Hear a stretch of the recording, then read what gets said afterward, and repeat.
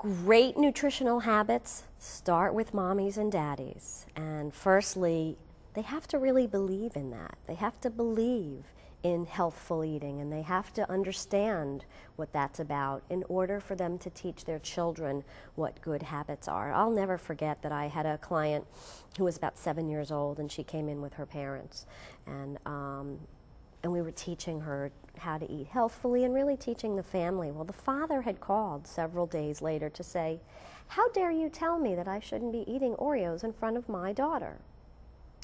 And I was a little struck by that, because we really do. I mean, monkey see, monkey do. These kids, where do they learn from? And so I'm very much the advocate for our teaching them healthy habits. And it's not difficult. I mean, I can just tell you that, you know, we live in a world where there's plenty of abundance, and we have really, really good choices to be able to give these kids, and we're the ones who have to kind of direct those shows. And the answer to the gentleman with the Oreos really was, you may eat them, but if we're dealing with a child whose weight is really an issue at the age of 7, why don't you wait until she goes to bed and then sit down with your feet up on the table and eat your Oreo cookies? It's very similar in teaching healthy eating habits, how we deal with a loved one who might have an alcohol problem.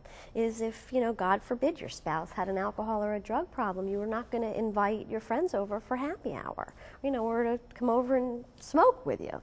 So we really deal with kids and eating in the same way.